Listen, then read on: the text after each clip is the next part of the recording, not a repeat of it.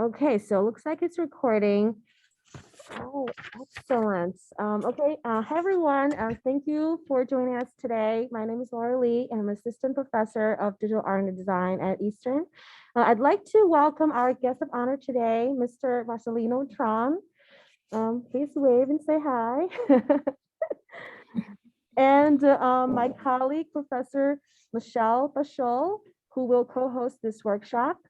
And Julia Whitner, our gallery director who co-organized this workshop. So this workshop is part of the Big Read project funded by the National Endowment for the Arts. And we have a series of very exciting lectures and events like this planned. So please stay tuned as we share more information.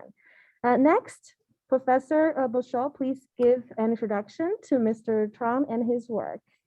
Thank you. Bonjour Marcelino. So first, I'd like to thank Laura and Art Gallery Director Julia Wintner and Dr. Laura Lee, professor in the Visual Art Department, who received the NEA Big Read Grant, and for inviting Marcelino Tuong and organizing this workshop with him. And I'll take the opportunity, and maybe you'll get back to that later on, to remind everyone that on Wednesday during University Hour, Thi, the author of our Big Read book, The Best We Could Do, will give a talk, and our last activity around her graphic novel and Vietnam will be an abridged reading of Franco-Vietnamese writer Linda Le's play Chris by K-R-I-S-S by Dr. Deron Williams' students on Wednesday, December 1st, also during University Hour from 3 to 4. So please mark your calendars. So now I would like to welcome Marcelino Truong, who's joining us from France, and thank him for kindly accepting our invitation. Marcelino Truong was born in '58 in the Philippines, 4 years after Vietnam became independent from France, and 4 years after the country was divided between the Vietnamese Communist North Vietnam and Ngo Dinh Diem's US-backed South Vietnam. His father was a South Vietnamese diplomat who took his family back to Saigon, now called Ho Chi Minh City, in 1960 to 1963, when the Vietnam War was escalating, which he recounted in his autobiographical graphic novel, Such a Lovely Little War, a copy of which we have in the library. In '63, his father was appointed at the Vietnamese embassy in London, where Marcelino and his 3 siblings came of age as the Vietnam War was coming to a close. I met Marcelino Tuong in 2007 as I was working on my book of interviews with French writers of various origins on the representation of multiculturalism and visible minorities in French children and youth literature. He was one of 2 writers of Vietnamese origin and the only illustrator. I vividly remember 2 things from our interview. One, and that's the part that should be inspiring for students that are with us today, since if they're first-year students, they had to read the book Callings. So the first one is that he learned to be an illustrator on the job. He didn't even know such a profession existed. He had entered the most prestigious political science school in Paris and spent some of his time there sketching his classmates. And he received also a diploma in English literature and taught for a year before quitting and taking his chances at illustration, something that he may share with us in a few minutes. The second thing I most vividly remember is his insistence on avoiding caricature and stereotypical representations and on giving the non-white characters, well, actually he said all characters, dignity, but my project was on multiculturalism and visible minorities. So he really stressed the fact that in a Robinson Crusoe story, Robinson would have nice features, but Friday definitely would. And that's something, this concept of dignity that resonates both in France and here in the United States these days. I could tell you much more about Marcelino Tuong, but it's better that I leave the floor to him. Donc, Marcelino, c'est à vous. We are all eyes and ears. And thank you again for coming. Oh, my thanks to you, Michelle, and Boyali and Julia Wintner for inviting me. I'm very honored. As Michelle has said, I'm completely self-taught as an artist.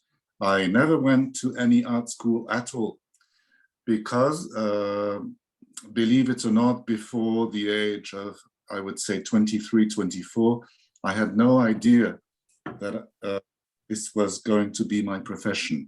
In my family, there was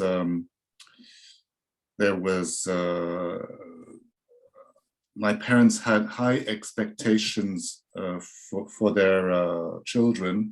We were a family of 4 children, and we were expected to be good at school, or else it could be a situation could be difficult. Well, there was this.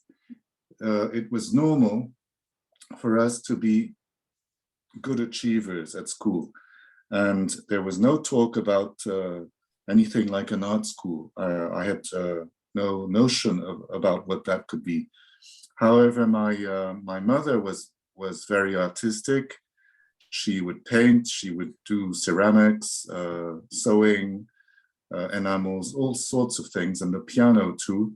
And so I believe that whatever gift I have for art, I inherited from my mother. My father had a good eye for photography, but he was a very literary man, and literature held an important place in our family. As Michel said, I went to law school, a law school in France called Institut d'études politiques, political science. And I don't regret going there. It was I found it quite hard, but I learned a great deal. It gave me, I did this school from age 17 to 20, so I was very young, but it gave me a sort of, let's call it a stature. It gave me, and it became very useful for me very late in life when I started writing and illustrating my graphic novels about the Vietnam Wars, because there are all the study I'd done of history and constitutional law and politics became very useful, because I suppose I was more apt to define what is a democracy, what is a dictatorship, what is a totalitarian state, and things like that. Then I studied literature at the Sorbonne, English literature actually, which was fascinating. But it was only until I did my military service in the Navy. In France, in those days, you still had to serve for 12 months in the French services. And I chose to go into the Navy, where I was it's called a subaltern officer, a midshipman. It's the first rank as an officer in the Navy. And during my military service, my job was to teach history, geography, and English to very young ratings, soldiers, sailors who were about 15 to 16 years old. And I mentioned this because it was while I was teaching these young ratings that I decided to hand them illustrated resumes of my classes, and I would have fun illustrating those courses. I do something like war at sea in the 18th century, in the age of Nelson, or something like that. And I would write the text and I would illustrate it, copying illustrations sometimes, drawing some of them myself, quite clumsily. But I mention all this because it was during my military service that it dawned on me that this would be something I would like to do, a job where you could combine writing, and not necessarily great literature, but just writing stories, and also illustrating them. Now, as you know, the graphic novel does this. And when I was 23 in 1890, 91, comic art was a big thing in France already. And so after my service in the Navy, I was sort of determined to become an artist, but I had absolutely no idea of how one went about that. When I told my father I wanted to become a comic art artist, he was very surprised, and I might have told him I wanted to work in a circus. It would have been the same thing. So he offered to finance another year of studies to go for this very competitive exam in France called agrégation, which I did, and I got it to my surprise, and taught for a year. Did not like it much, and after that I finally came back to Paris because I was in the province, and there I started off not knowing what to do, and I soon learned that whatever drawings you have done, if you've been to school, well, you might have done those at school. I hadn't, so I had done some drawings on the side, and I took my phone, got an appointment with an art director or two, and discovered that you can get an appointment, show up, show your drawings. Never was I asked what school I had done. If I'd been to an art school, I was never asked that question.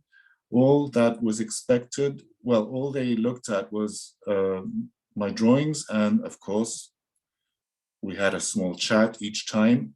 And for me, that was a good surprise, because here was a job where the only thing that counted is what you can do. It doesn't matter what school you come from.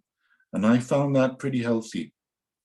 And so I got my first job, working for a comic art magazine.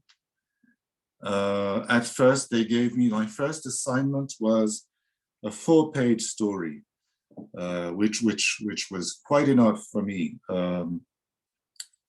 You will probably find that when you start working, you will be, unless you're a genius or a virtuoso, which I wasn't and still am not, you will be given small assignments at first, because they'll test you. They'll see if you can do the job, and also if you can return it on time, which is, I find, very important. And then from then on, that's how I functioned. I would visit different publishers, different magazines, different newspapers, and show my portfolio. And usually, I would come back with a job, a small or larger one, but I would usually bring some work back. It wasn't always the most fascinating stuff I could think of, but I needed to work. I needed to produce, and because I had to struggle with a huge self-criticism, let's call it, I was terrified. I mean, I was wondering, for years, I wondered if I could legitimately call myself an artist. After all, I had studied law. I was supposed in the end to become a university teacher, teaching English literature, which there's nothing wrong with that. But the leap from university to freelance artist was a frightening one for me. And I only managed to assuage that nervousness by working. And I think that for most people, that's the best way. it enabled me to gradually find what we call in France my style, mon style. I think it's probably the same word in English. As you know, an illustrator is expected to have a style as you expect that from a singer or a pop singer. If you can cover other people's songs and there's nothing wrong with that, but if you want to go solo or with a band, you will have to have a personality. You will have to write songs that are your own. And for an illustrator, it's the same. You have to find your style. Some artists will find that very quickly when they're at school or even before, and some will take more time. It took me a bit more time because at the beginning, I was influenced by one or two or three French comic artists. I'll name them, you might know them. There's one called Floch and another one called Loustal, Jacques de Loustal, to name but a few. Annoyingly, when I started off, people would say, oh, it's nice, but it looks rather like what Floch does, or it's nice, but it looks like the work of Loustal. So it took me a while not to hear that anymore. And it took me a while, and I could only achieve this through working a lot. I don't think you can find your style by lying down on your bed and thinking about it. I think it emerges from work, but maybe others have other experiences. What can I say? What can I say? So a lot of hard work. Well, there's one aspect of work that you will have to handle. It is also the financial side from day one. My experience is mostly with the publishing world, books, or the press, the periodicals, either daily newspapers or weeklies or sometimes monthlies.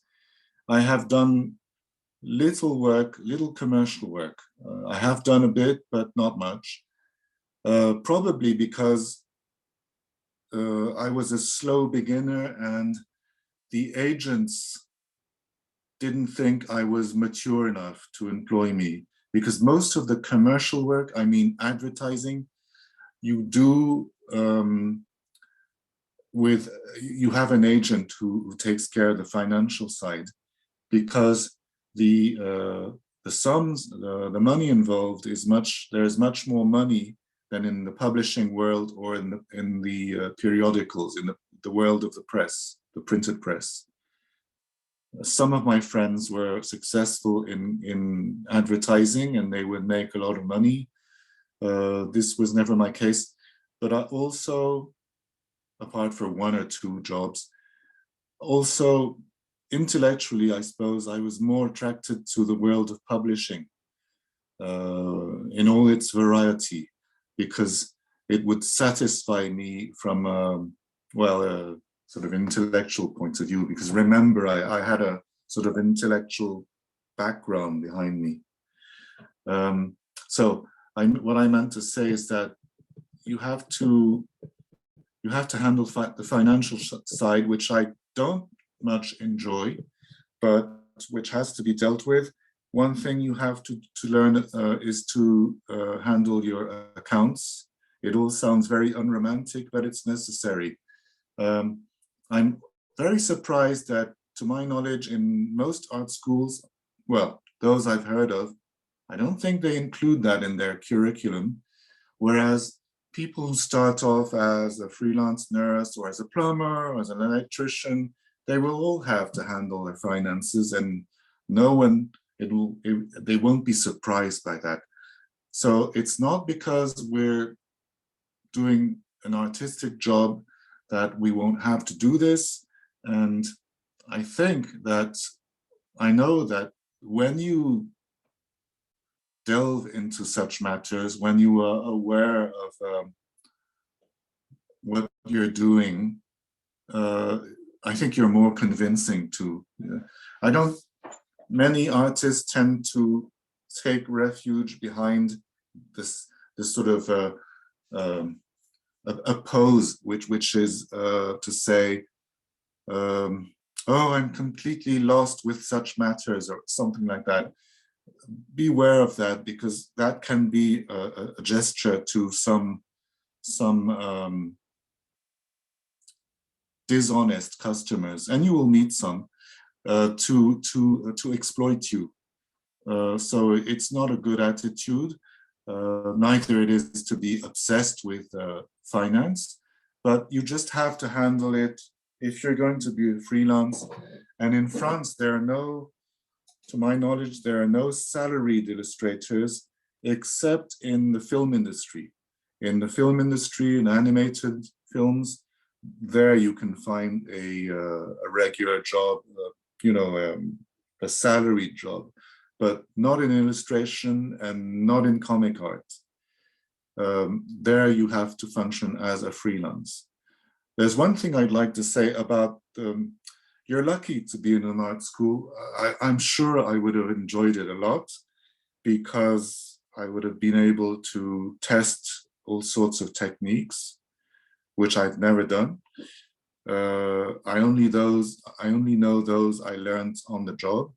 And also, I think there's another nice thing about going to an art school is I hope you will be able to make your own network of friends that you will follow later on. And you will exchange tips, you will exchange info. Things like, oh, such and such a publisher in New York for young readers is starting a new collection of novels for young readers, and there will be many titles, but each illustrator will only be given one or two. So that means you can let your friends onto this info, and they can have a part in this job. I've noticed that when you put two illustrators together, they will end up talking about money after about 6 minutes. Not about art, but more, of course, we talk about our jobs, but we're also exchanging tips about who's doing what, which publishers is starting a new collection. How much does this publisher pay an album for young readers? How much could you get from that one? So that's where having good friends in the business counts, because it's a very lonely job.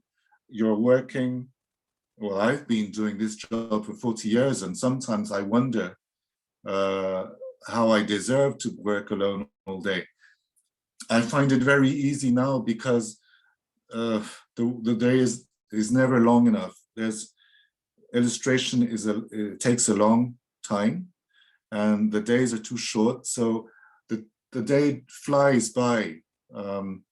When I started off, I would feel sometimes a bit lonely because it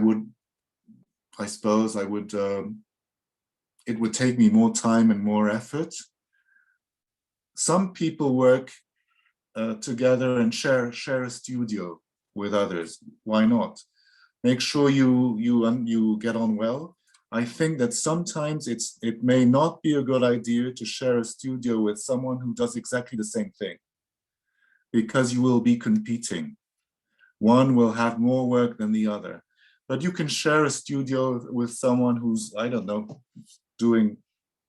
working for God knows what, and that helps. But I've heard stories about difficult sharing with people doing exactly the same job. I have never shared a studio. I would be disturbed by the conversations, by the chatting. I'm a bit of a loner. I wonder if Michel or Boya would like to step in prod me along, because I don't want to go on and on. Maybe everybody's sleeping out there. Well, one question that I had was, how has the field evolved for you? You know, you say you've been doing this for 40 years. So how different is it now with the new technologies? And Okay.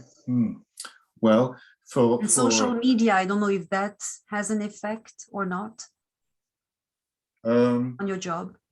when I started off in 1993, I think the techniques were really classical. Paper, art on paper, there was nothing digital. Then Photoshop and the PC appeared. I was a bit slow on the uptake. For Photoshop, I must admit, I just stood by and went on with my classical technique. Of course, I became very adept of email and scanning my work and sending it. That was obviously very convenient, because before the attachments sent with an email, you had to either bring your work to the publisher or the newspaper, or they would send you a we call them a coursier in French. A girl or a guy on a motorbike would knock on your door at a given hour and pick up the envelope where you had placed the illustration and rush off to the newspaper. That was done. I had to do that. Well, that's how we functioned with Libération, the newspaper, for years. And obviously it became much easier to be able to mail your illustration. I would also, each time for each job, mail the pencil art rough of each illustrations. I would never start the color, whatever the subject, whatever the I'll call him a client, whatever the customer, the client, before having shown a precise rough pencil art, a precise pencil art rough, because I would need his green light before producing the color, the final art. Very important. Still do it nowadays, every time, because they need to know what you're going to say, especially for the written, the press. It's going to be printed the same day. And quite often I was asked to do difficult subjects about, sometimes we were talking about crimes, other times we were talking about police brutality, Right. Other times we were talking about the church, about immigration, about the army, about things that require, I think, Michel mentioned this, I tried to deal with a certain finesse, and also always giving the persons depicted, be they black, white, yellow, or whatever. If I'm depicting a soldier or a priest or a policeman, I don't see any reason why I should caricature them. I apply the same tool. So each time I would illustrate an article on difficult subjects, I would always send a pencil rough, and this would go up right up to the editor-in-chief, who would say yes or no, or beware of such and such a detail. Can you improve on this or something? And that is a rule I always stick to, because it's much easier to alter a detail on a pencil rough than to do the whole thing again when you've colored it. And also the coloring process is long, and if you have the green light of your customer, you're much more, you're calmer. You won't be anxious that there's something wrong. What were we talking about? How things have evolved. Then some of my colleagues started using Photoshop, but still I was stupidly, I find, a bit sort of lazy about that. And the only, then it began to dawn on me that I was tired of hearing myself saying, oh, I don't know about this, or I can't do that, you know. And it made me feel derelict. And so the opportunity came to have a 3-day training course for the first time in 37 years, I think, which I paid. And this was 3 days of Photoshop, which learned me a few things. I forgot half of it, but because it wasn't relevant to my work. But what was relevant, I remembered. Very simple stuff like selecting a character on a photo and moving it to your drawing and reducing and composing a sort of rough illustration, which you would then trace to produce a rough. It helped me with the composition, because before that, I would draw a rough of a character. Then I would rush off around to the corner store to reduce it or to enlarge it, and rush back and put that on my light table. You know, on the flyer of this evening's presentation, there's a photo of me a few years ago, leaning heavily on a big light table, sorry, it's white. My mom gave me that light table when I started off. And it was all done with the help of a light table, which is much cheaper than tracing paper. Tracing paper costs a fortune, so you use some, but the light table is just much easier because you can use ordinary A4 photostat paper before you use the fine art paper. So then a few years ago, encouraged by my wife, who's a graphic, comment on dit, mise en page. The layout? That's it. She does layouts. She encouraged me to try myself with the iPad Pro and an app called Procreate. In French, they say procréate, which is awful. But I always tell my French friends it's an education thing, to learn how to make children, procreate. And I learned Procreate by myself, looking at tutorials on YouTube. I do a lot of YouTube listening to while I'm working because I find the hours very long, and so I like listening to lots of documentaries on history or politics on YouTube. And so I picked up these techniques on YouTube, which taught me roughly how to use the Procreate app. I'm sure there are some things I do that could be faster or shorter, because there are always several things of doing one particular task on Procreate.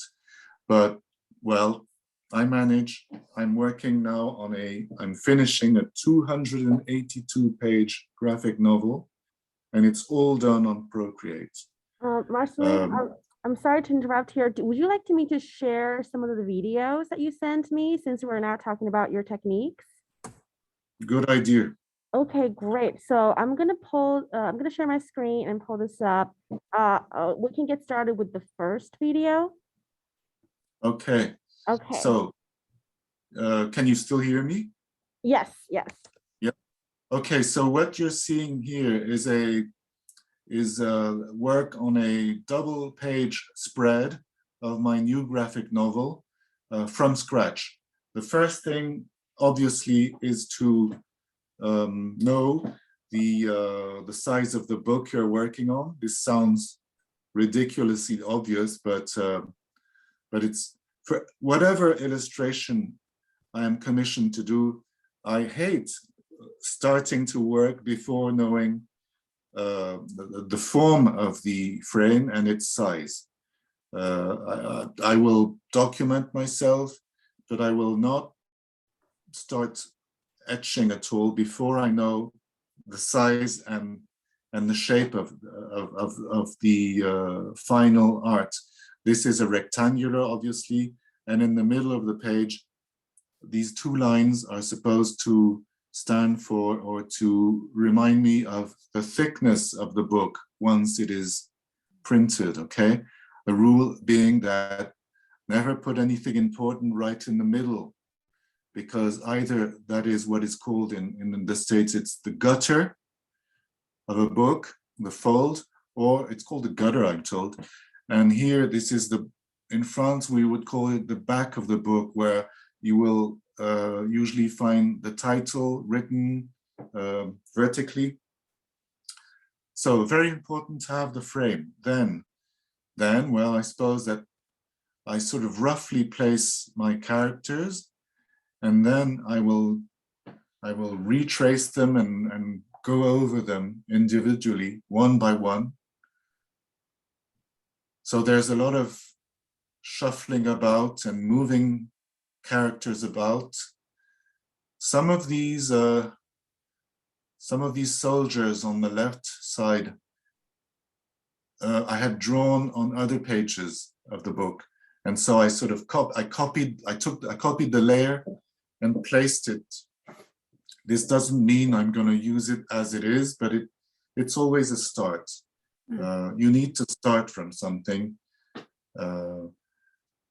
Later on, we will show you a very short video where I demonstrate how I draw a character from scratch. Well, I start like as they advise in most books, I start with a circle for the head and sticks for the arms and legs and body. Very simple. Then you build up your drawing. Some virtuosos can start with the guy's ear and then produce the whole body. I need to draw the skeleton of a figure first, even if it's very clumsy. It serves as a sort of support for the following stages. So as you can see, I drew a rough background. This double page was meant to be a possible cover illustration, a dust cover. I don't think we're going to use this one after all, but a few months ago, my publisher wanted to announce the publishing of this book, and so he needed what we call a fake cover. So that is why I set to work on this.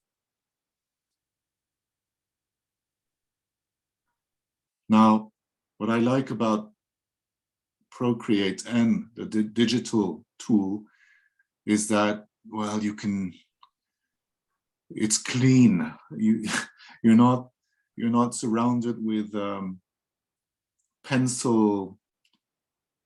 When you use a pencil sharpener, pencil shavings and rubber, bits of rubber all over the place, and paper. I used to find this very romantic. I still do, I suppose, but when you're doing a graphic novel, there are so many frames to draw. It's so much that the romance in it tends to be not so obvious. I think it's like, taxis will tell you they prefer a, what's it called, an automatic gearbox. Yeah. They prefer that to the 5-speed clutch. Manual. Mm-hmm. The manual one, because they use it all day. Well, it's the same with me. For graphic art, I really appreciate this digital medium, because it's so handy, and also, of course, it enables you lots of changes. And of course, it enables you to introduce lettering and texts later on in your image. We'll see a few other examples in a minute.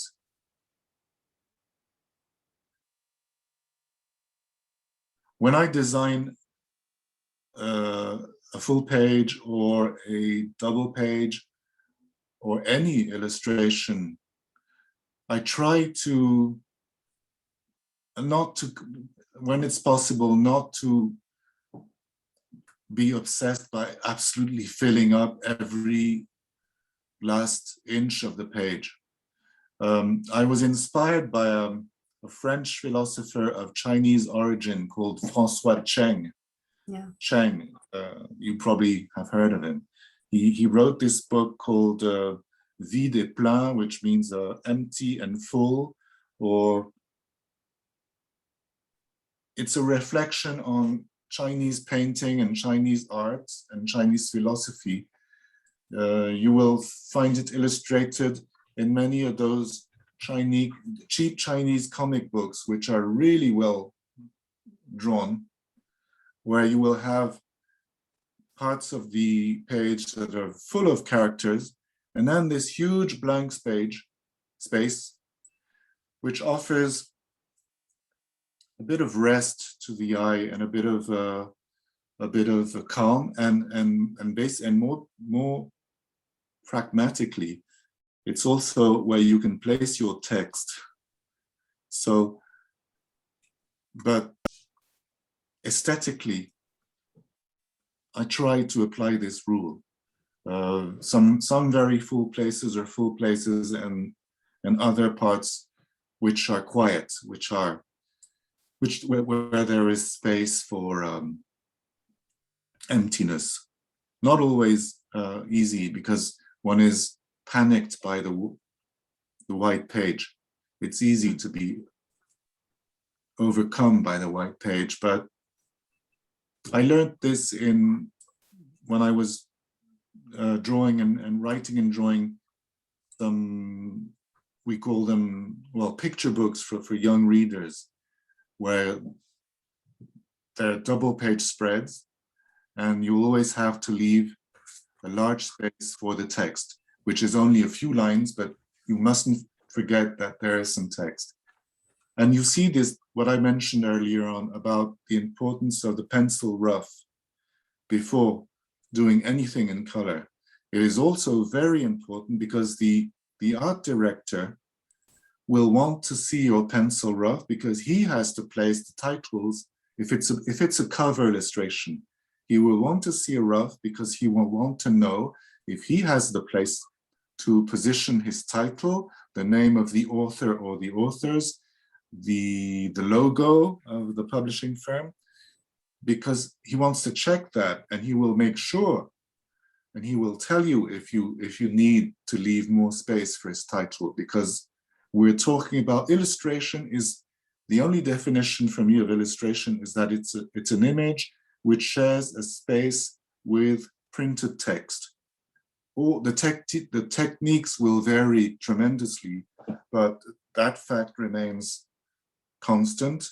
You always share the space with some text, and that is why that is also why the pencil art rough is all important, because that will enable the art director to check.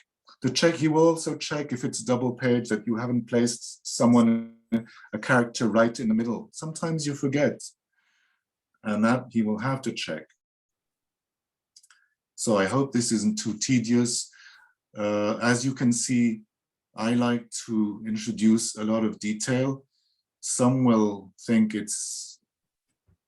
free to think it's fastidious.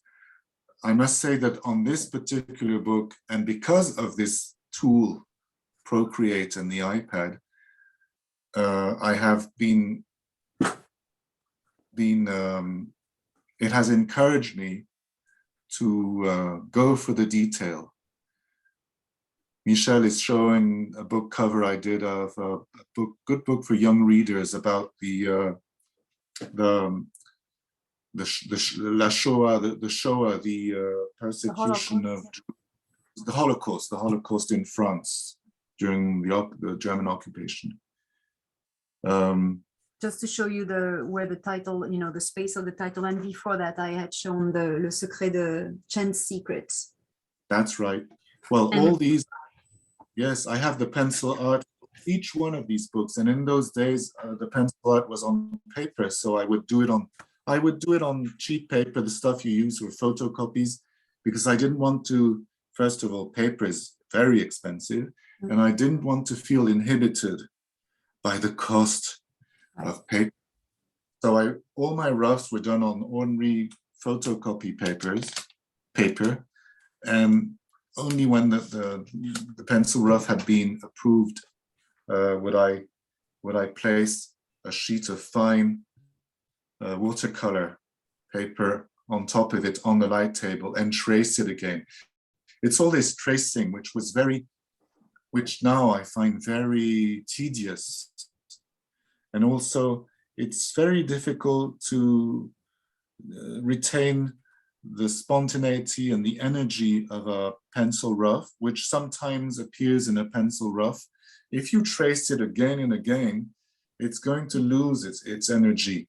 Well, your role as an artist is to try not to lose it, or at least it mustn't show. It's a bit like someone who's an opera singer and who will sing an aria 50,000 times in his life. Must always sound fresh, okay? But I must admit that the light table job now I will only do for one particular drawing, but I would never do a graphic novel again on the light table. In fact, I'm not sure I will do any other graphic novels because I find it fascinating, but much too much work the way I do them. But this one I wanted to do because for me it's a sort of political statement. A few words about what it's about. Yeah, I was going to ask you because the subtitle is Indochina 1954, correct? Yeah, it's about the second character in this. The first one we see on the right is a young woman carrying a heavy load. Then comes a soldier with his machine gun on his shoulder. That is my main character. He is in fact a painter. He's 22, 23. He's a painter from Hanoi during the Indochina War, which opposed the French and the Vietnamese nationalist allies, which opposed those to the Vietnamese communists. Both Vietnamese sides were fighting for independence. And whereas the nationalists were backed by the French, as Michel said, were the South Vietnamese by the Americans, I must rush to add that we always say the South Vietnamese backed by America, but what has been completely overlooked or lied about or hidden or concealed was that North Vietnam, believe it or not, folks, was backed by China and Russia. Mm-hmm. And without those two, North Vietnam would never have done anything. But for 30 years, we have heard the South backed by USA, and that is the usual propaganda we have been hearing for so many years. My book is an attempt to set the record straight, but gently. I'm not trying to convince those who know. I'm trying to make those who don't know about the support, the huge, massive support China and Russia gave to Vietnam. But this support was not only military, it was ideological. And there's the rub, as they say in Shakespeare. That was the problem. It's that a movement which started off as an independence movement, and who was against independence in Vietnam? Practically no one, except that, well, we thought we were getting independence, but we got independence plus a revolution, a social revolution. And well, that was completely forgotten. But to go back to the story, this young artist from Hanoi, by a concourse of events, ends up in Ho Chi Minh's People's Army, and he, after training for 3 months in China, he is dispatched to work as an artist in uniform for a propaganda unit. It was called an armed propaganda unit, because in the People's Army, propaganda, political, the spreading of political thought is more important than military operations.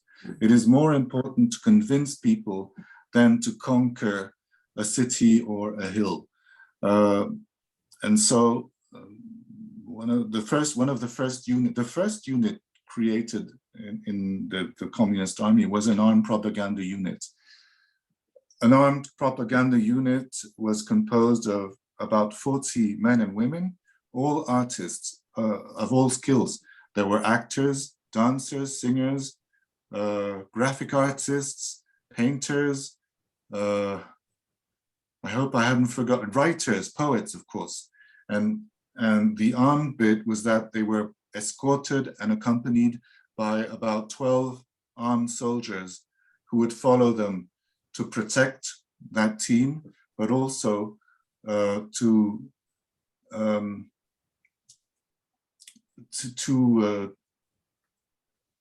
impress the population of villages that the armed propaganda team was visiting, to show them, well, we're not here only to talk, we also have weapons, and you should beware of what we are going to say. And that is, there are many other things I talk about in this graphic novel, but I wanted to talk about the role of the artist in the communist system. It's the same in Russia. It was the same in Russia and still is probably as it was in China or Korea. The artist isn't free. He is considered the same as a soldier, except that his weapon is his brush or his pen. But he is serving the cause. And this was also completely overlooked or concealed during the Vietnam conflicts.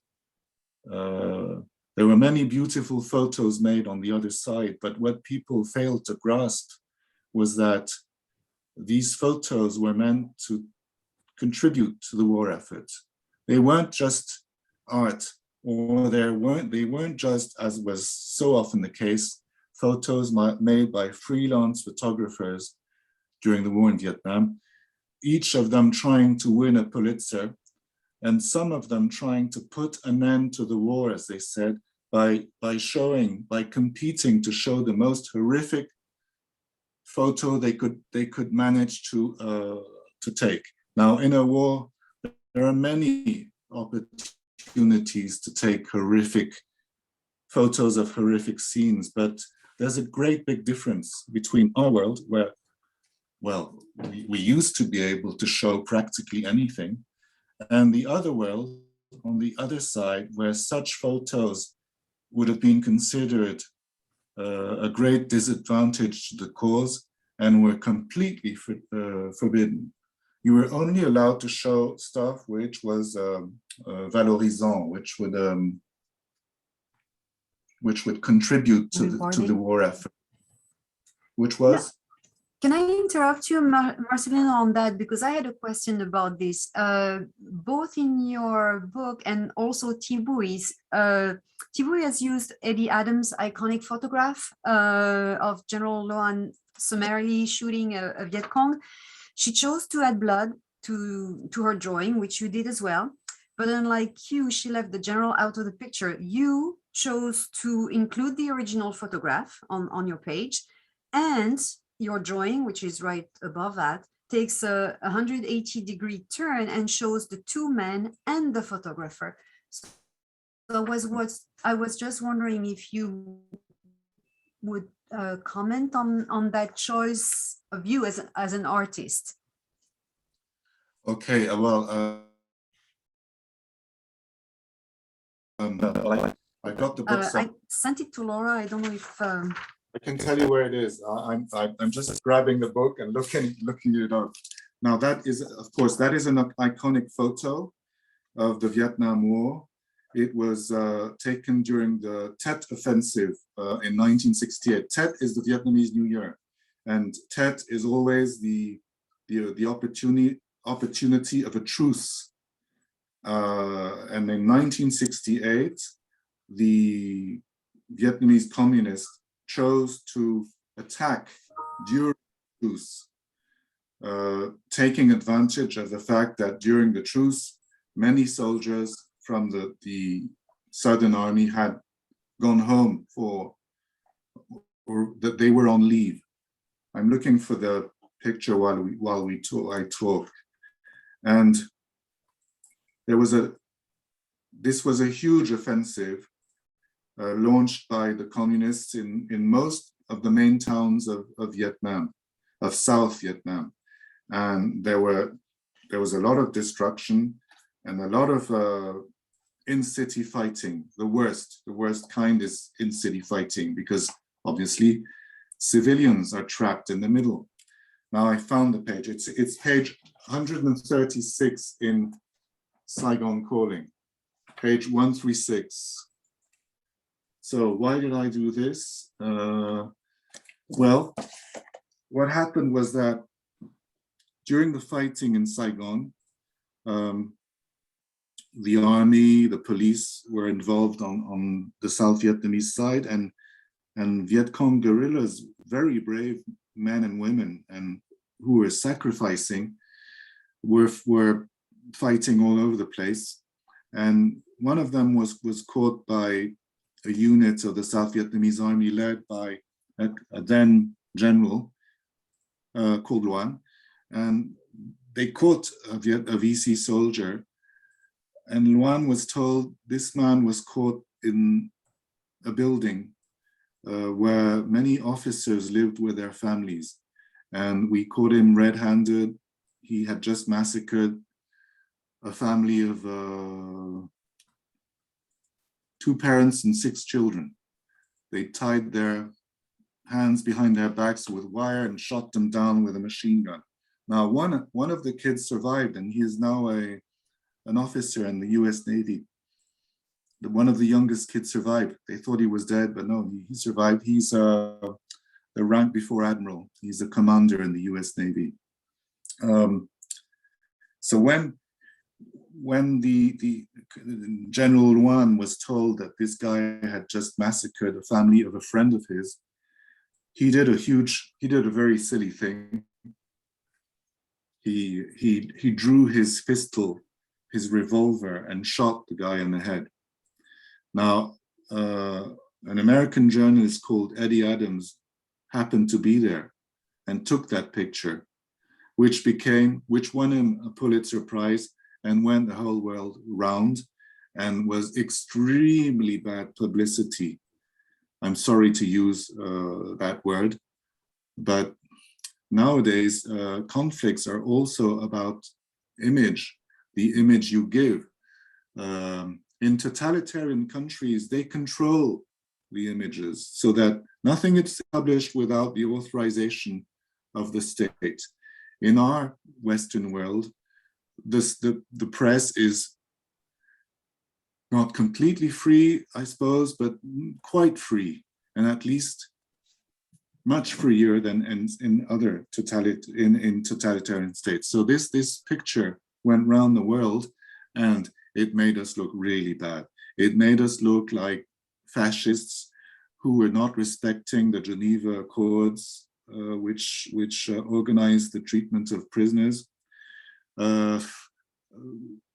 this man, General Wan, was very much loved in Saigon. He was a good man. I can't go into too much detail, but Saigon was a small place. Everyone knew each other. I am actually a distant relative of General Wan, I was told by one of my cousins. A cousin of his married one of my cousins. You know, this sort of thing happens quite often in Vietnamese circles. Anyway, Eddie Adams himself later on was interviewed about this photo, which made him famous, but he expressed his regret at having taken that photo because he admitted that the story it told was incomplete. Of course, this soldier should never have executed that Viet Cong soldier. It was a mistake. It was not a mistake. It was, well, I think it's called a crime. But, well, I've never been to war, but I've been to situations that were stressful. Mhm. I've been in fights. And I must say that when you're in a fight, tension rises very, very, very quickly. And that sometimes you do things that you regret afterwards. And again, such a photo, things like that happened on the other side, but there were no photographers around, or if they took such photos, these photos were destroyed immediately. They could not be seen to be carrying out any atrocities or any crimes like that. But in a war, things happen on both sides. Anyone who has been to a war will tell you that. It's only, I must say, the communists are always, in Vietnam, are always showing what the others have done. Oh, how nasty, and we're such goody-goodies. They do it all the time.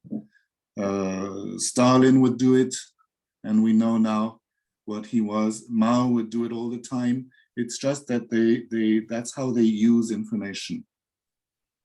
Now, I'm sure that I will shock many people, but that is our experience. I do have a follow-up question about that, because you're basically talking about the power of the image. So I assume you would say that illustration can fight racism, racial prejudice. And on what scale can it fight it? Well, I don't know. I remember illustrating about a 6-page story for a French publisher in France called Bayard Press. Mm-hmm. It was about Martin Luther King. Was that of any, did it help? I'm sure it did, to fight against racism. What else have I done? I think I did quite a few. You know, there's a program on French television which shows these French women or guys traveling around the world on these trains of all sorts, and they make stops and they visit people of all stratas of society, whether it be in South America or in Asia or in Africa. And I find that, personally, this is a great way to fight racism, because here you see such nice people, you really want to be their friends, and it's not wet. They're just telling you what they do, and that one is a farmer, the other, I don't know, raises sheep, and there's no fuss about what they're doing. They're just nice people. They're peaceful.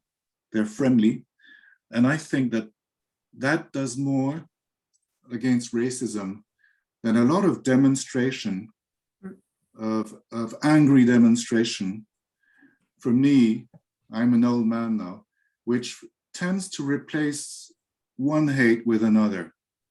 I'm observing this at the moment, even even amongst my very own children, who are kind-hearted, but I find them a bit influenced by this atmosphere of the white male domination and all that. I find it very simplistic. And I was asked recently, what's it like to be we call it métis in French, meaning you're I think it's called a half-breed, which sounds a bit nasty. I'm half French and half Vietnamese. So the question was, what's it like? Well, I said, well, when I'm in France, people quite often feel I'm Vietnamese. And when I'm in Vietnam, they have great trouble believing that I'm Vietnamese and they think I'm Japanese or French. But what I did say was that, well, in France, sometimes you hear an unpleasant remark and it hurts and you get annoyed. And usually I don't call SOS racism. I settle my scores myself, if it's possible. I don't go and cry, and tell teacher. But sometimes I don't say anything most of the time. But what I must say is that for one unpleasant remark, there are 10,000 extended hands. That's my experience of France. And I mean it, I'm not being a sissy about that. It's true. One unpleasant remark, usually coming from someone not very clever, a bit crude and brutal, and then 10,000 invitations to enter homes. No, that's my experience of the West, really. And the same in Asia and everywhere I go. And I know there's racism, of course, but I don't really like the climate of suspicion and hate, which is rising at the moment on both sides in France. Mm-hmm. Of course, there's a lot of that. And I always feel happy when I meet someone from another, I don't even know what you're supposed to say. I'll say color, whom I find friendly. For me, it's always a relief, I can say they are not all like what you're saying, and I think it's, but well. But I believe that illustration, youth literature, children's literature can do a lot, because they're addressing young children, and of course can give them tools that they may not have, that they may not be exposed to otherwise. I'd like to do, if you don't mind, a small recap for those, because some students joined us late. So you started your workshop with advice to aspiring illustrators. So what I got, and correct me if I'm wrong, is that they have to develop their own style. That it takes a lot of hard work, that they're going to have to that it takes a lot of obstination, that they should not be afraid of putting themselves out there, going to publishers or whatnot, that they need to keep in mind that it's a job, and that you have to pay your bills, and to be mindful of the financial aspect and making sure that they're not taken advantage of. So maybe a course in finance or business may not hurt. That it takes a lot of guts, right? And if they could share a studio with someone that is in a different art or does something a bit different, so that you can get along better, and you don't compete for the same people. One more thing maybe is that because we're addressing students here, that at the beginning you cannot really be choosy, right? You had to make a name for yourself. You had to accept whatever, or maybe not whatever, was coming your way. And it's only much later that you could, for example, not just illustrate, but also write your own graphic novels. So at the beginning, they have to be prepared to do whatever it takes, correct? Well, let's develop on that, because there are two ways, I suppose, two schools. I tended to pick up whatever was thrown at me because I needed the experience, I needed the money, and but I did that, but I'm not sure that it was always the right choice. And I observed that others who were more sure of themselves, maybe because they'd been to art school, had several years to mature, some of them who had found their style before I had, were much more conspicuous about the choice of tasks, of jobs they accepted. And I'm sometimes I think they were right, because I'll tell you why. Because first of all, when you find your style, it'll define in a way the sort of things you're going to be good at or apt to do properly, to do well, not painlessly necessarily, not effortlessly, but to do properly. Just an example, if you're asked to draw, which I had to do once, I failed. I had to do an advertisement for tomato, what was it all about? It was for steaks, the grilled steaks, the frozen steaks with a sort of tomato taste.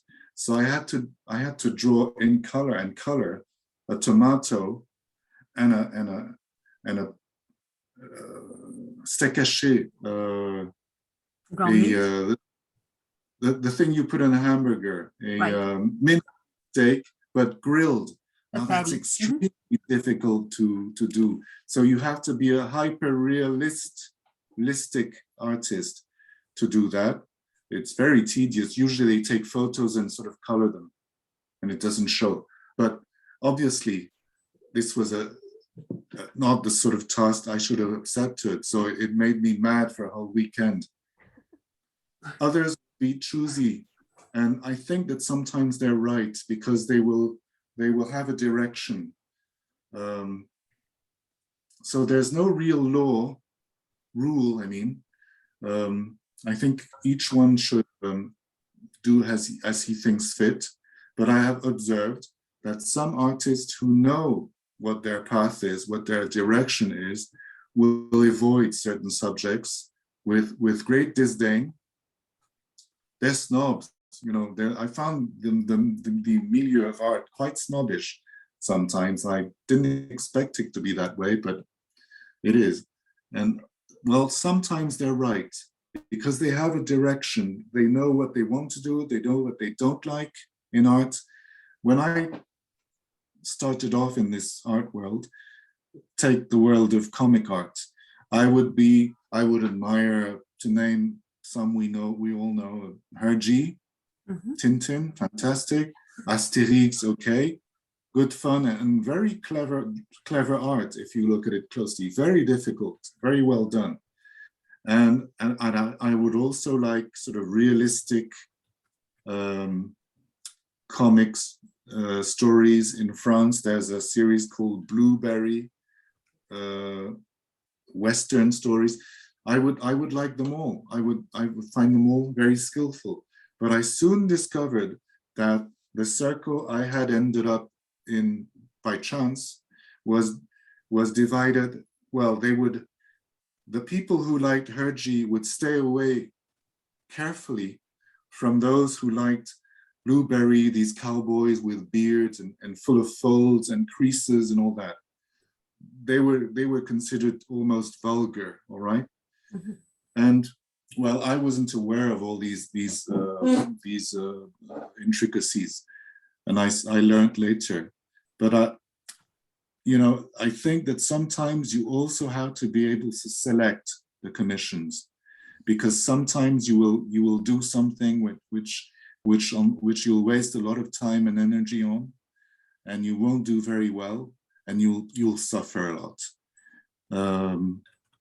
So each one has to. I always say I can tell you what to do. I can always only tell you what I've done, but it's up to each artist to find his own way. I cannot give any directions. I hate artists who do that. There are some who do that, and I find that very risky. You should always be careful about advising young artists, because you can influence them and make them wrongly and make them waste a few years. Mhm. So I'm always very reluctant to say anything, comment on dit, radical. Yeah, I can Else, jump in here because I've been working as an illustrator for many, not as many as you, but for many years also. And when I started, I did all kinds of odd jobs. Um, so like you said, mostly because of the financial reasons, and also when you don't have a name out there for yourself, especially when I was doing commercial illustration, I was doing some interior illustrations, but not like a whole book. Before you make a name for yourself, you kind of have to establish your resume, your portfolio. You have to prove to your future clients that you have the abilities to work with them, that you're reliable. So unfortunately, I did the same thing you did. I yeah, really did some jobs that I wasn't very proud of, and it was torture. You know, it's like a torturous process for some of them. But eventually, you know, like once you get through that phase, now I'm able to, you know, only have the freedom to choose and pick the projects I'm really passionate about. Maybe for publishing it can be different, which leads to my next question. So you mentioned you worked with art directors, right? So how much do they dictate your work? Do you feel comfortable about the way that your collaboration works? Because I have some illustrator friends who, you know, complained that, oh, this art director is forcing me to do something I don't want to do, and I have to make a whole bunch of changes for some certain pages of the book that I was really happy with.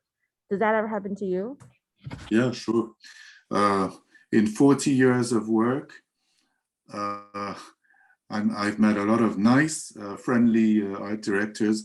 I think I've met about 3 art directors who gave me the opportunity to move ahead, to improve, to do something a little bit risky perhaps, but who made me evolve. There are 2 sorts of art directors. There are those who defend your work in front of the rest of the team at the publishing house, and for instance, they defend your work in front of those who we call the commercials, who are important, of course, because you want to sell the books. Les commerciaux, those who take care of the commercial side of things.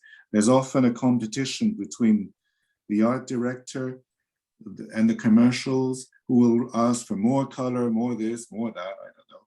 And the art director who, if he's good, if he deserves that name, will defend you because he believes in you, because he believes you have a talent, and that's why he chose you.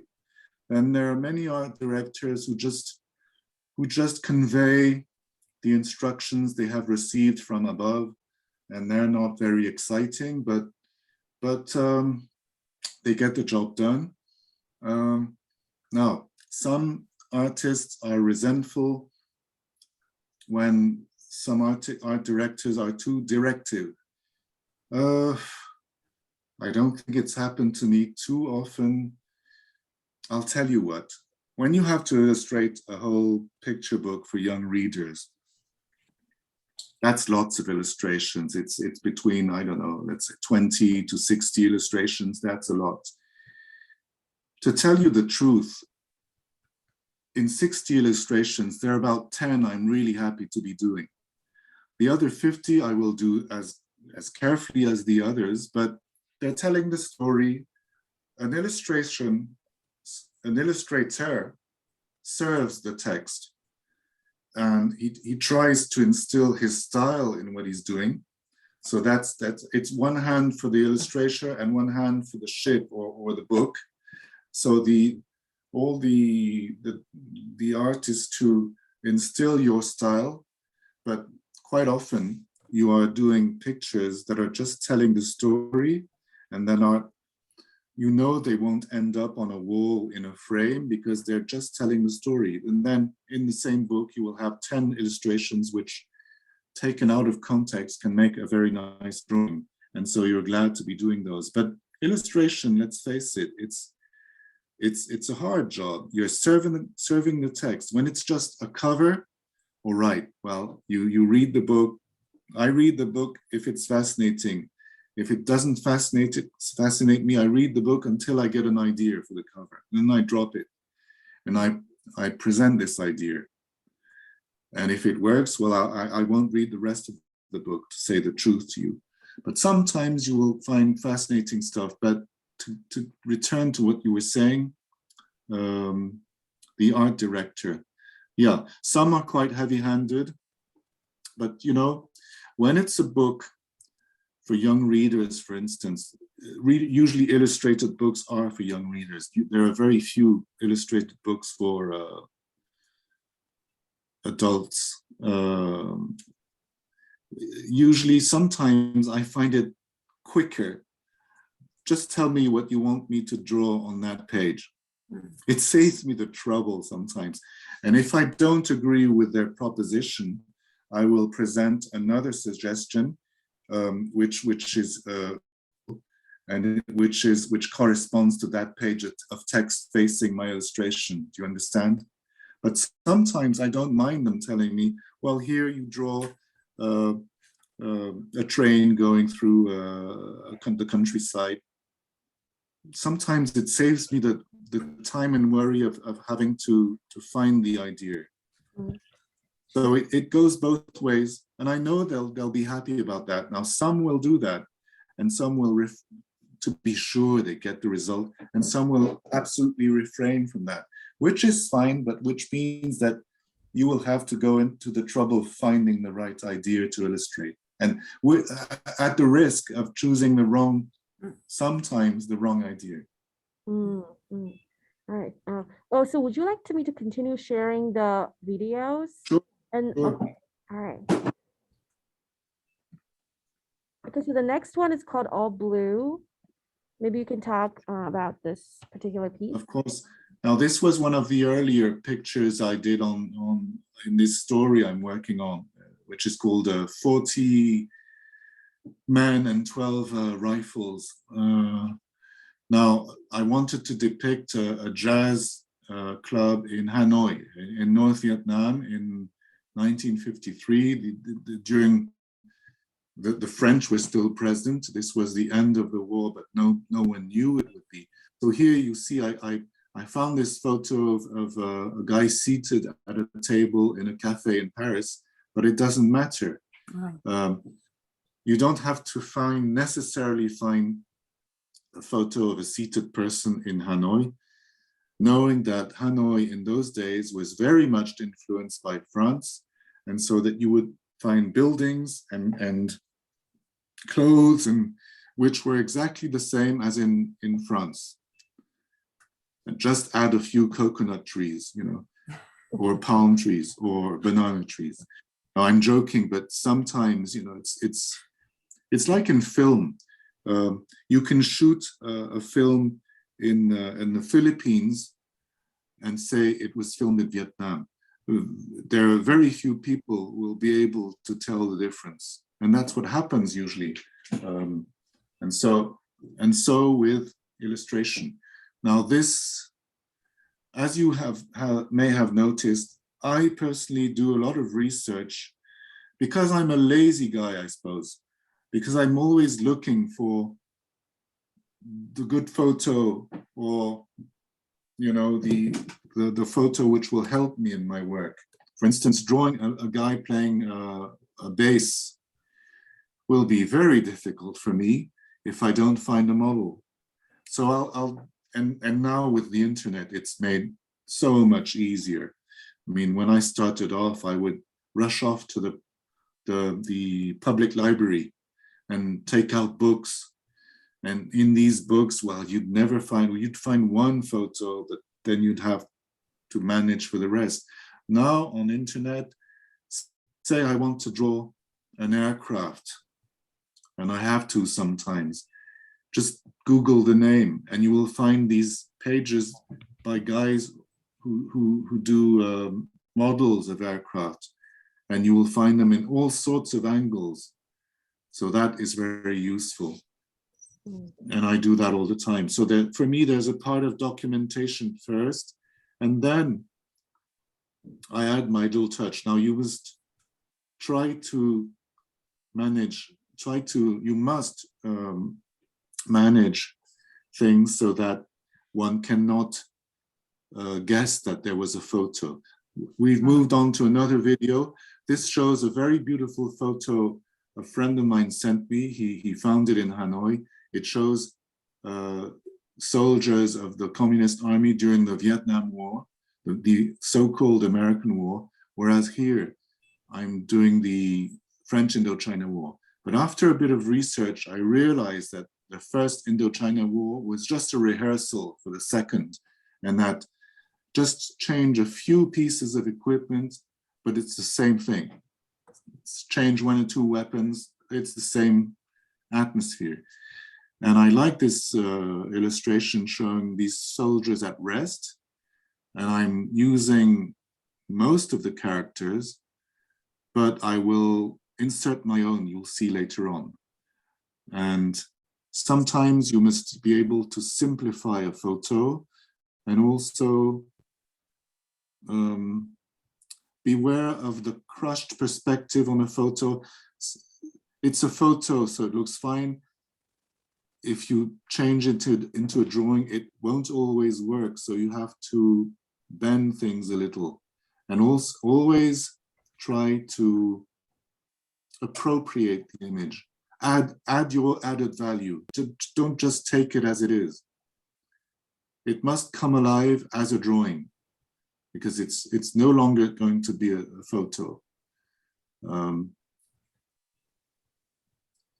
Here I've added the shoes on the floor, on the ground. Bits of stone here, stone there. You see, I didn't bother with that character top hand right. He goes away. I think I can't remember, but I did away with one or two of the characters in the photo. And then, this is where I add my own character. I took another, I must have Googled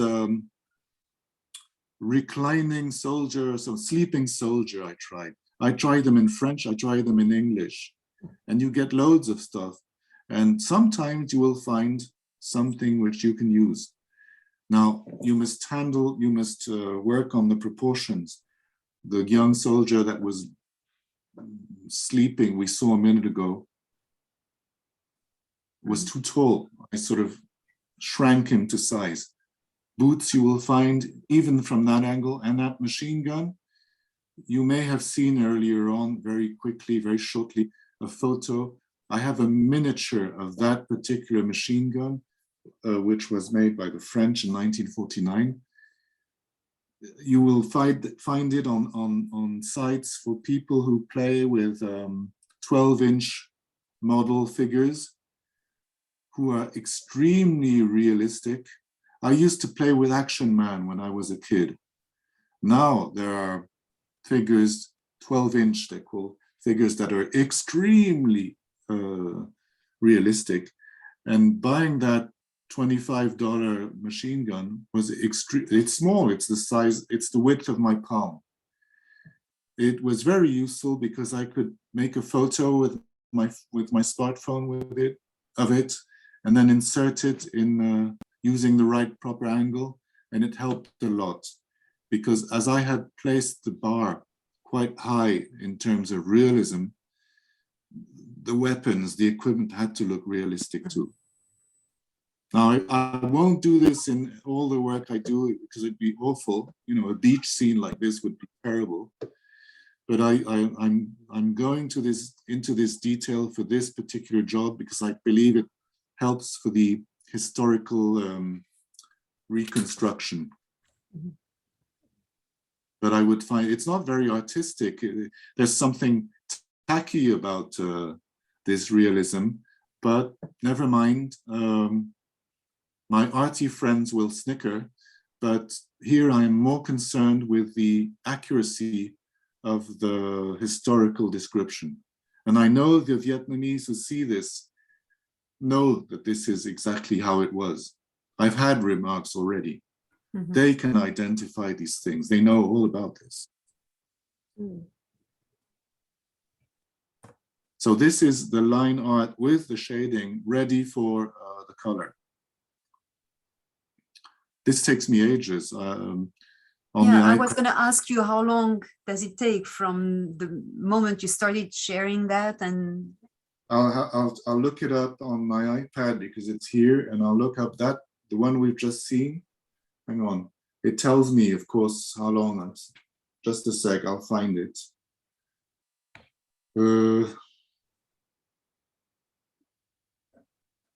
What we're looking at is one of the latest jobs I did. I thought they'd forgotten me completely. And then I got a phone call from a publisher in France called Stock. For Michel, the publisher is called Sophie Delassue, and she is the wife of Laurent Geoffrin, the director, the editor-in-chief of Libération. C'est just an anecdote. Anyway, the subject is the treason by two agents of the French public service who sold secrets to China. They've been judged. One of them is in prison. Anyway, it was difficult to illustrate this cover because nowadays spying is not a spectacular affair. It's not James Bond. You give a USB key to someone and they give you money in another country, and that's all there is. There are no sexy girls and no weapons and no fast cars, nothing like that. So it's extremely difficult to draw an exciting situation. And I produced about 6 pencil art drawings showing an exchange, two mysterious silhouettes exchanging an attaché case, but that was already outdated in some place in China with guards walking by, and they were all refused because the publisher said, no, that's too Chinese. I want something more general about the French Secret Service, because there's this TV series, this French TV series which came out, which is really good. It's called Le Bureau des Légendes. You may have seen it, Michel. no, it's on my, I checked again this weekend, but I cannot find it. I think it's on Netflix though, but I don't have Netflix. It's called The Bureau here. Ah, okay, well, it's well worth watching. It's well made, very French. And he wanted a reference to the Bureau des Légendes. So after looking through on Pinterest, I found 700 crime novel covers of the 60s and 70s. Some of them good, some of them bad, but very repetitive. And I found nothing interesting there. Then I thought, in those spy films and spy series, one of the most dramatic moments is always l'interrogatoire, the questioning of a suspect. You suspect an agent is a double agent, so you're going to sit him in front of a lamp and rough him up a bit, at least. Well, or maybe try a truth drug. Anyway, those scenes are the most dramatic, and so I drew that. And what is interesting about this illustration is that in the past I used to work only on paper, and I wanted to have that touch, that texture. I knew that if I did the same thing as I'm doing on Procreate, they wouldn't like it. That's not the Truong stuff they know about, okay? So I only did the artwork on Procreate, the pencil rough on Procreate. Once it was approved, I printed it and did it the old way. Placed it on my light table, put a proper sheet of paper on it, traced the whole thing, line inked it, and then put the color on the page using gouache in French. I think it's tempera, watercolors, but they're opaque, okay? And then when I had finished that drawing, I scanned it and I inserted it into, I slid it or I imported it into Procreate. And there I was able just to work on the lighting safely using 2 layers, one to darken the area around that lamp so that we got that, that sort of cone of light. That's the drawing before the layers in Procreate. And then I sort of highlighted on the faces and clothes of the 3 characters, the parts of their bodies and clothes which would probably attract light. That's all there is to it. So this was a hybrid job, but I was very happy to be able to test the lighting without damaging the original art on paper. So the final thing is better than the original art on paper. And that was, it was one of the, this is a new technique for me, but I know that others have been doing this for ages, using both techniques to produce something better. Okay, great. So the next video is drawing a character from scratch. Okay. Now, as I said, I start drawing. This is told in any book you will buy telling you how to draw. I was inspired by a book one of my daughters had me buy about drawing characters from manga comics, Japanese mangas. And she forgot about the book, but I picked it up and had a look at it, and it advised the same technique, drawing circles and the skeleton of the figure and then building up on it. There you see, I drew the skeleton of those legs. Now, of course, I've been drawing this particular character and uniform for about more than a year now, two or 3 years. So I've become sort of used to it. But here comes that little machine gun again, which is the size of the palm of my hand.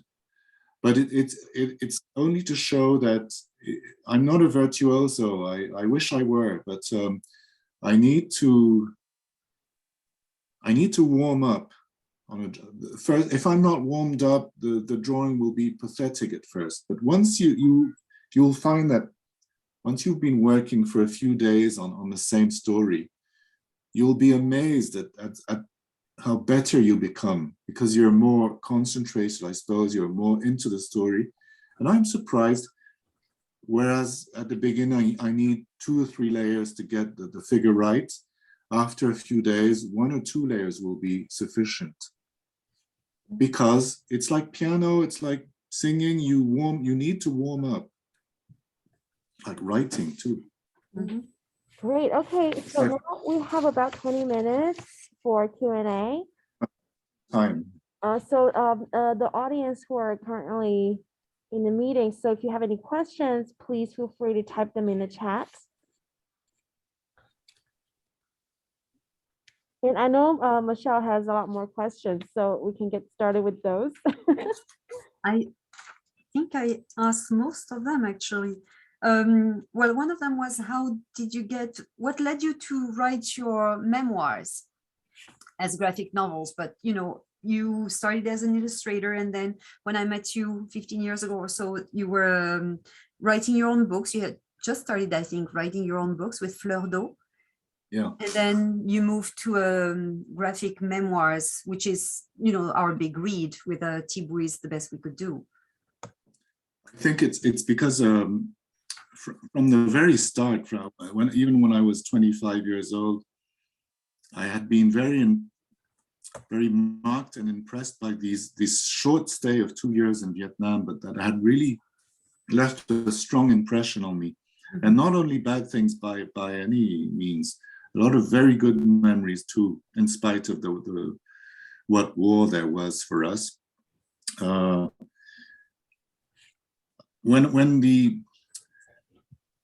After sort of training for 30 years, approximately 30 years. When a publisher I had known right from the beginning, he was the one who gave me my first 4-page job. Jean-Luc Fromental is his name. He is now my publisher for these recent graphic novels. I met him at a show, at an art show, and he said to me, "Oh, by the way, if you have any stories to tell, I've started a comic art, a graphic novel collection, and I'll be glad to hear if you have any projects." And then I thought, well, I had often considered writing it in as prose, you know, as a book. Yeah. Yeah, I must have produced about 20 pages, then lost momentum, given up. And when he said, so maybe I could do this in comic art, which is a hell of a lot of work, but that was the opportunity. And I was glad for that opportunity because there were things I wanted to say about the Vietnam War, which is all too often seen through American eyes. And that's normal because they lost many people there, and they have a huge cinema and media industry.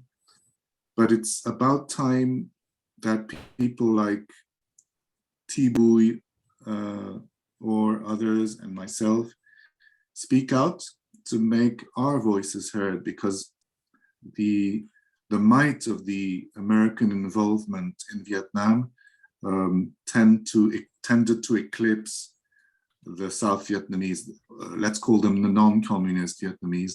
They were sort of completely eclipsed, and their story wasn't heard. So that's why I wanted to tell.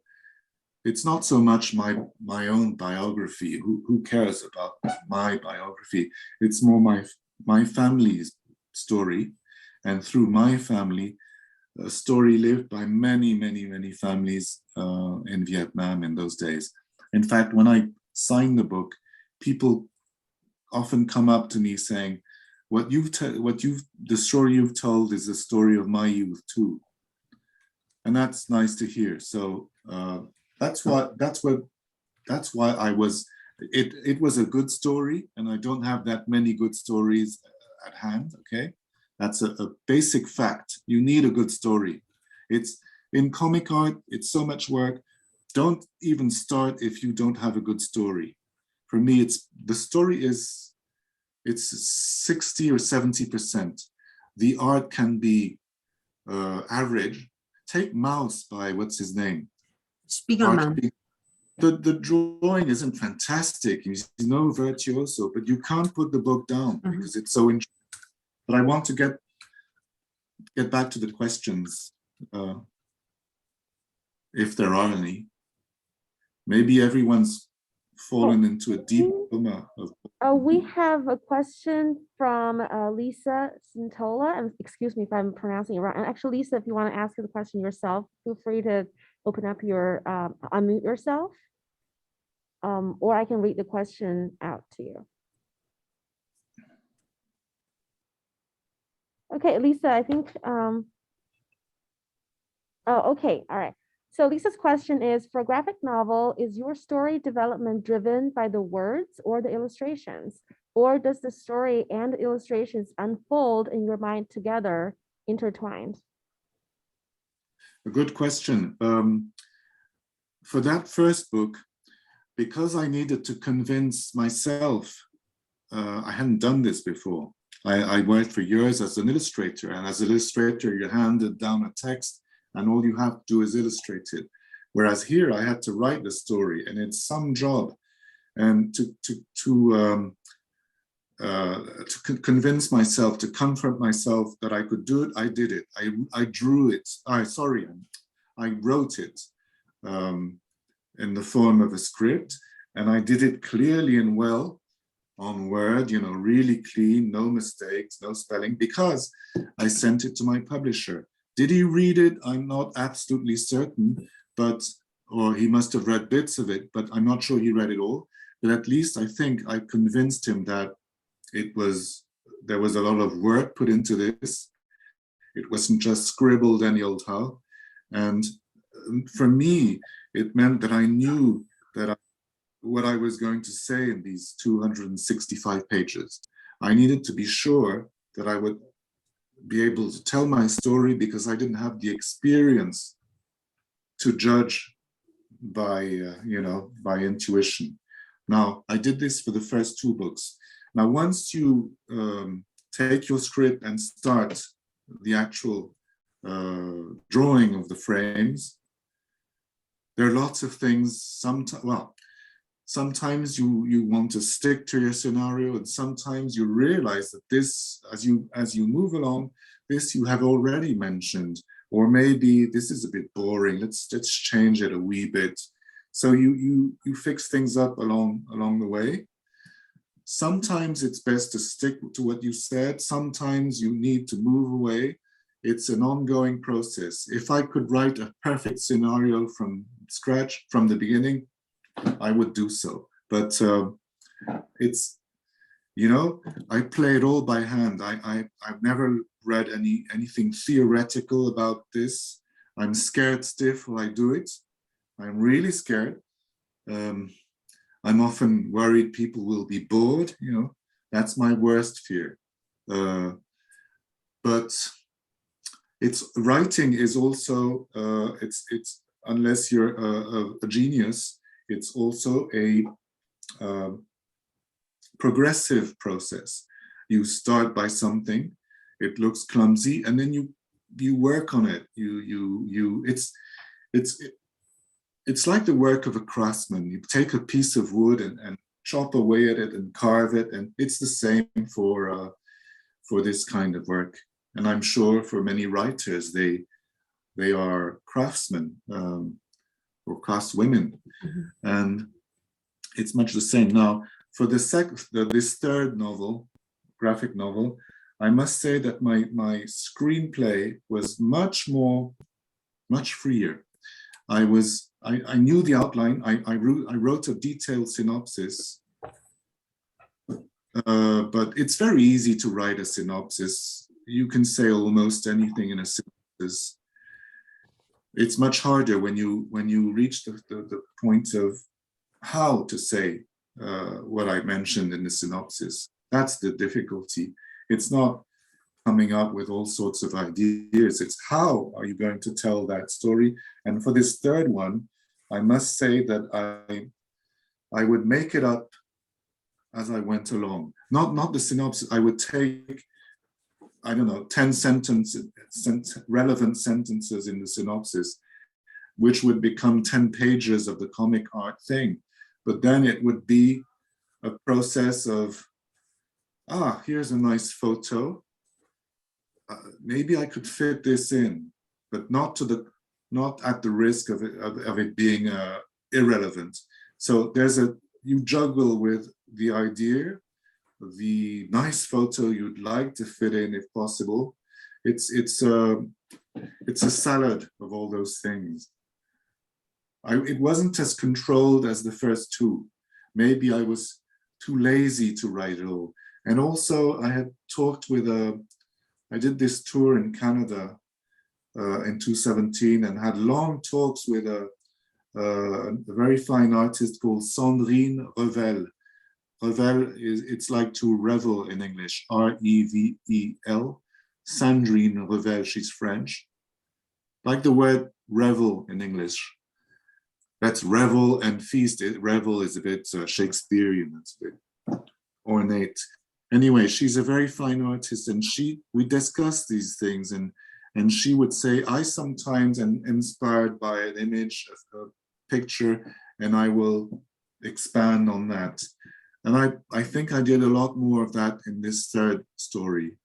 But, and sometimes I start a sequence of, say, 6 pages. And then when I read it again, I realize that it needs 2 more pages to work as a scene. When I started this story, he told me, my publisher told me, try imagining it as a film script. And well, I don't know anything about writing film script, but I tried to imagine it. I try to imagine the sort of story I would like to see about the Indochina War, which I haven't seen. There are lots on YouTube. There are lots of Vietnamese films made by the other side, and some of them very well made at huge cost. You don't need to understand Vietnamese. My Vietnamese is quite poor. Oh, really? Really? You don't really need to understand Vietnamese because it's so much propaganda that you can get what's happening. And unfortunately, it's quite repetitive, their thing. But they're well made. Okay, so we have thank you. We have another question from Hui Min Wang. Usually comics can hold many words and conversations like novels do. How do you balance the writings with illustrations? Yeah, well, I try to keep the text short if possible.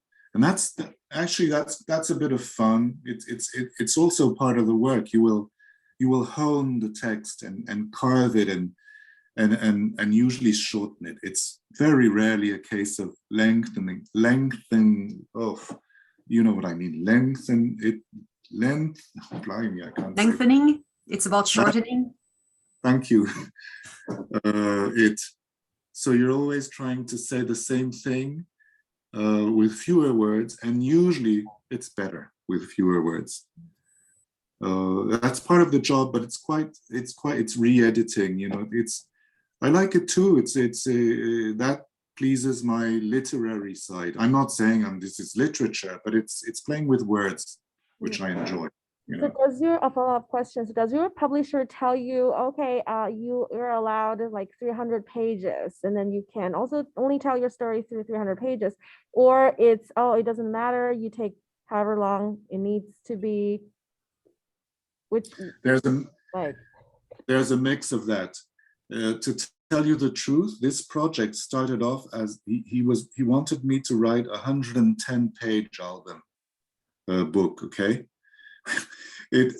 I tried to, but here goes my lack of experience of writing graphic art novels. I should have told him, never can I tell this story in 110 pages. It's not that kind of story. I don't know how. I wish I could, but I don't know how to write that kind of story. It's only when I got down to doing it, reaching page 50, my character hadn't even left Hanoi, you know, so I knew that by 110, nothing would have happened. He didn't even have his shoes on. Anyway, that's when I told him, no, I can't do this. I'm just going to get along, go ahead with it and see. That's to tell you how unorganized this third story was compared to the others. But I think, I believe it's going to turn out nicely, because on the way, there was a lot of thought, and I don't want to miss this one. It's so much work, you know, that I don't want to. Right now, I have 22 pages left. Because now, to go back to the question, after a while, he said, oh, I see. So you're going back to the size of your two previous graphic novels that are 265, I think. This time, when I reached page 265, he told me, well, we cannot add another booklet, it's called, but I don't want to go further, otherwise this will bring the price up too much. So this was a no beyond that 282 pages, and that you must leave me 8 pages for the stuff you put at the end of the book. There are always pages with, I don't know, thanks and all sorts of stuff, you know. So there was a certain freedom, but then there comes a point when the limit is the cost. If you put more pages, it's going to become, instead of being 25 euros, it's going to be 29. And then some people are going to find that very expensive, too expensive for their purse. And does the pricing also limit the color scheme? So for example, it's cheaper to print in 2 colors versus full color? I'm sure it is, but in our case, even though some of the pages will be in 2 colors, bicro we call it, the printing process will be in 4 colors. So in this case, the cost is the same. It's just that it's much less work for me. Otherwise, I would die if I had to color 282 pages. I would really. It's a lot of work. And you know, people told me, oh yes, working with an iPad must be faster.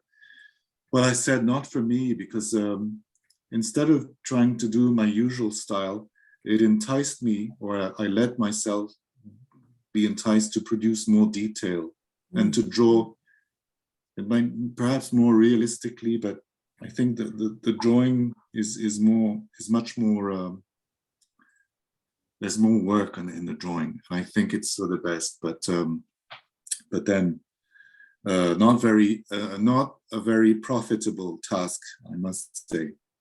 I'm doing this for glory, really. Okay, Marcelino, I think our time is running out. Maybe we can take one more question. Do you have any more questions from the audience, or Michelle? I'm good. I don't know if Julia has one. Cool. So Julia, I have Julia's question here. Oh, so Marcelino, have you? Oh, Julia, do you want to ask him? Yeah, I'd love to ask a question. Marcelino, a question about your paintings, right? How and when do you decide to do a painting rather an illustration or graphic novel? And another question, which is probably too long to answer. I find it fascinating that most tragic stories of our life have been told through graphic novels, right? We have a graphic novel on Holocaust. We have a graphic novel on on 9/11. On almost each catastrophe, it's somehow easier to speak. Unspeakable catastrophes are easy to speak through the graphic novel. How does it work? And if it's a long question, just tell me maybe where to read concisely about this. Well, the first question, painting. Painting was a sort of,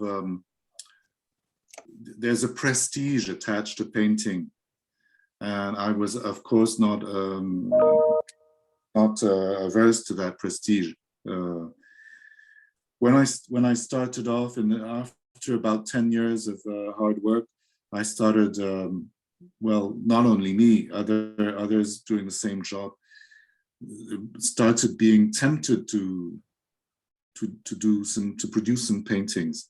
And there were all sorts of voices here and there telling us, oh no, an illustrator cannot be a painter. An illustrator can only produce small images, and when he does turn to painting, he will just be producing his illustrations but larger. So there was this barrier. People were telling me, no, you can't do this. But I tried all the same, and I got my inspiration mostly from my return trips to Vietnam. I would paint when there were no commissions, because having a family, I always needed to bring in the money. And the problem with painting, if you haven't chosen that career, problem with painting is that if you don't always succeed all your paintings. And so there's a risk.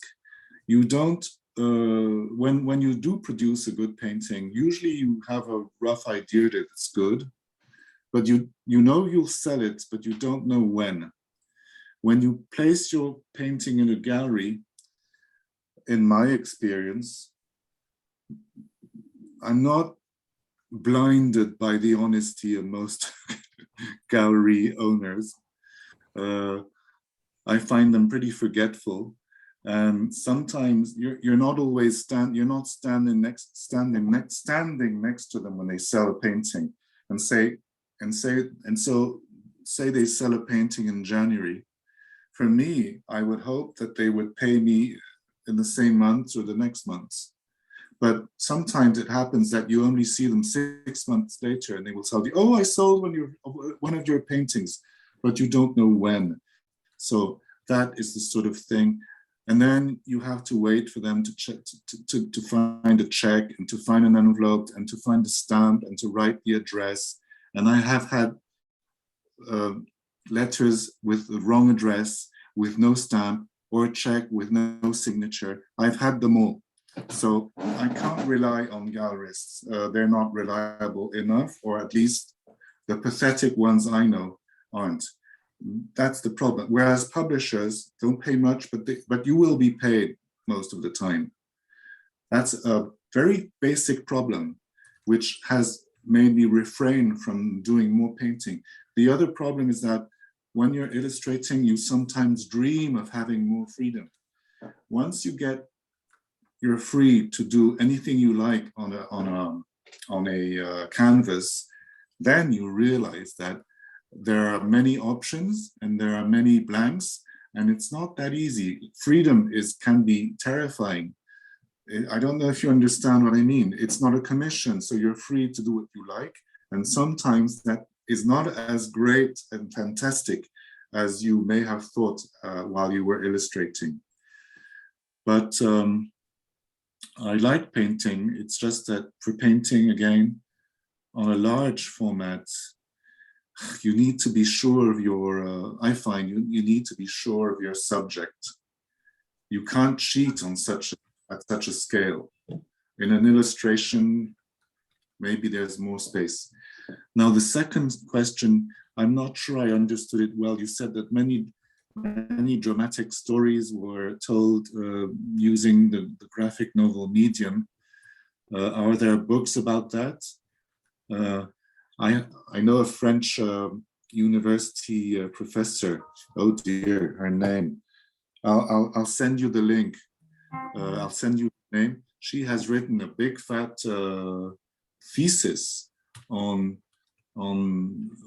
history seen through French graphic novels. I'll remember her name in 2 seconds, but I'll write it to you. Now, this is in French. Now, are there any other books? There must be. I haven't read them. Was that the meaning of your question? Well, yes, more or less, but also how does the trauma of the war, reflect, appears through your illustration and I think that if I had been a writer, I would have written it in prose and in text. But as I had trained for so long to be an illustrator, I chose the medium of comic art. And believe it or not, I read very little. I'm a bit ashamed to say this. I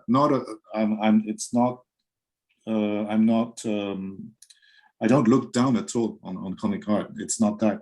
It's just, I don't know, I come from the book world because of and I don't read that many books either. I'm too busy. I read a lot of documentary stuff for my work. So that leaves little time for novels and les romans and all that. But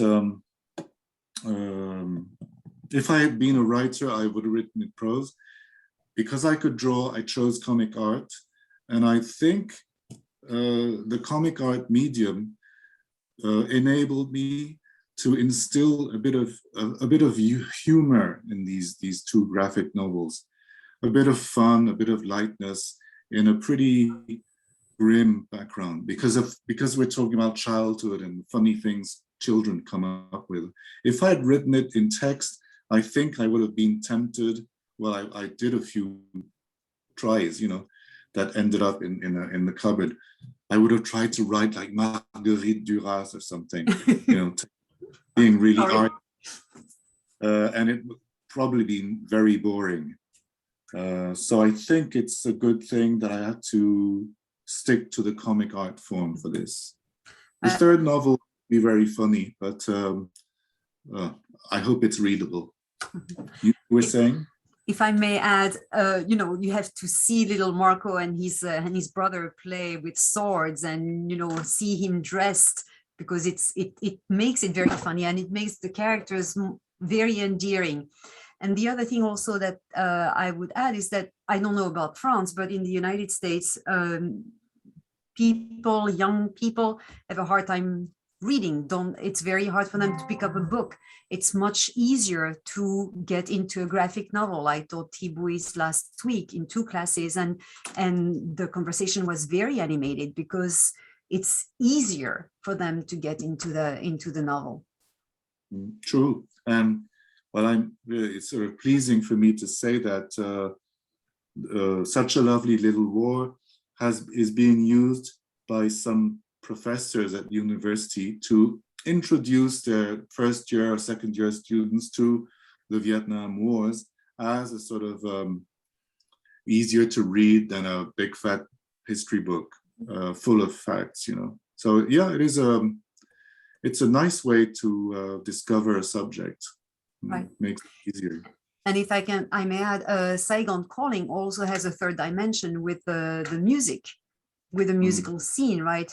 Given with the title, the French title being the John Lennon's song, right? So each chapter has also those references. So you opened up another realm, another dimension. Now that's the French. Sorry, that's the English language. The English language edition is slightly different than because when it was first published in France under the title "Give Peace a Chance," which is the famous anti-war song, anti-Vietnam War song. Right. But when the Canadian, they're based in Vancouver, Arsenal Pulp Press, when they saw all these quotations of famous pop hits by the Stones, the Beatles, and many others, they were very much afraid of legal issues. Oh. And so the title was changed, but not only the title, all quotations, musical quotations were changed, and I had to figure out something else. So it's a slightly different book. Just for fun, you can find on YouTube, I don't know who did this, but someone wrote the playlist of, well, put together the playlist of psychology. So if you try, I think it's called "Give Peace a Chance," the playlist. Try enter "Give Peace a Chance" Truong on YouTube, and you will find the playlist of, or each chapter is named after after a famous hit of those years with a reference to the Vietnam War. You'll find it on YouTube. Someone compiled that. An academic. Okay, I'm afraid that's all the time we have today. Thank you everyone for joining in. And in the chat section, I shared the flyer for Thibaut's talk on Wednesday, as well as the registration QR code and link. So we hope to see you on Wednesday. Thank you, Lisa, Laura. Thank you, everyone. So I'm going to end the meeting now, and the recording will be available. I will share the link. C'est un plaisir de vous revoir, Marcelino. Et moi aussi. Thank you so much, Marcelino. All right. Il y a des choses beaucoup, notamment Annie Arnaud que je n'ai pas lu, mais le livre sur l'Algérie de votre père m'intéresse beaucoup parce que mon oncle et parrain étaient sur la ligne Maurice aussi. Ah oui? Ouais. Envoyez-moi votre adresse et je vous en enverrai un exemplaire. Mais sinon, je peux l'acquérir, vous en faites pas. Mais le sujet m'a tout de suite interpellé. Oui. Je l'achèterai, ne vous donnez pas tous mal. Non, mais ça va. Hein. On pourra en parler quand je l'aurai lu. D'accord. Il était triste aussi, mais l'année d'avant. Bien. Goodbye, everybody. Thanks again. Bye. All right, bye. Take care. Bye. Thank you all. Thank you.